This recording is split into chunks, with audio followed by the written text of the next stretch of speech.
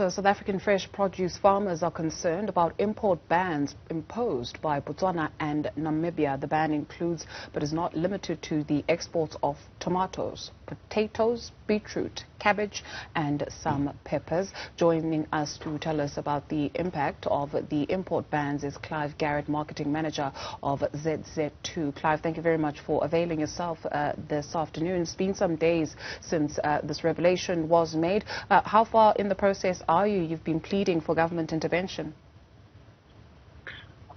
Well, we're working through Agri-SA at this stage, and as far as I'm aware, Agri-SA has approached both Minister Patel and Minister Didiza. They have acknowledged response, or they've acknowledged receipt of the letters, but we've had no response from them whatsoever at this stage. I mean, the rationale from these countries is that they want to protect their own internal economies. Is it time maybe to take a look at other markets? Sure, we do that, but I mean, with some vegetable types, let's just take tomatoes for example, they've got an incredibly limited shelf life. So really we're limited to the SADC region for exports. And if Namibia and Botswana and those guys now start closing their borders, we're left with no option, on what to do. But when you say you're left with no option, what does that mean? Well, it means that we either have to scale down tremendously in South Africa, and that will mean loss of jobs. And obviously when you start scaling down, it starts affecting food security as well.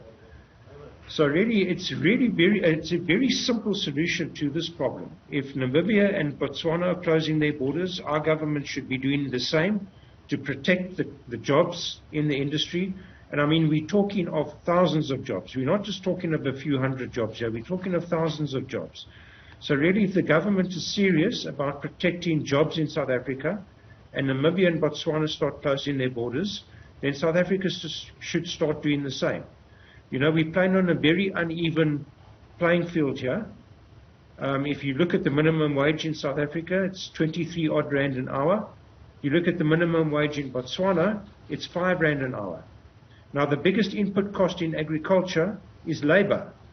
So South African farmers cannot compete with guys from Botswana producing at less than a quarter of what it costs us to produce. So either our government is going to have to take action, or what South African farmers do is need to pack up in South Africa, move across to Botswana and go and start farming there.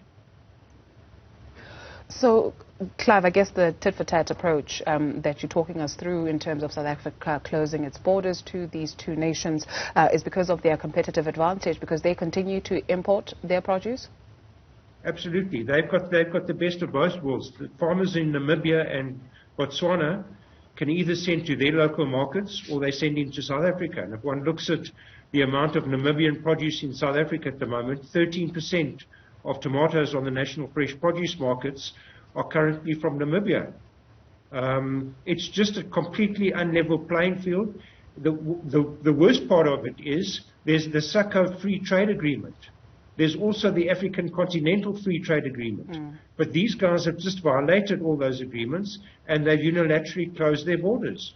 And what we're saying to our minister is, let's not play tit for tat. Let's look at the region and see what grows best in different areas and make sure that we get the highest yield per hectare in the different areas. For instance, you can only grow apples and pears in the Cape. Let's do that. Botswana and Namibia are suited to growing tomatoes, suited to growing potatoes, etc., but they can't do it year-round. You know, just taking ZZ2 for example, what we do is we move as the seasons move. So in other words, when it's the winter months, we grow on the Limpopo River because it's warmer there. In the summer months, we grow in Polokwane, and in autumn and spring, we grow in Moketsi. So Botswana cannot produce tomatoes 12 months of the year. And they've gone and closed their border. How are they going to feed their nation with tomatoes when their borders are closed? Do you perceive then, Clive, that there's something more sinister to this move? No, I'm not implying that at all. I have no idea. All I'm understanding from Botswana is that they're trying to protect their own farmers. But in the middle of summer, you're going to find that the shelves in the shops in Botswana are going to be empty if they're not allowed to import tomatoes from South Africa. Thank you very much for availing yourself this afternoon. Clive Garrett, Marketing Manager of ZZ2.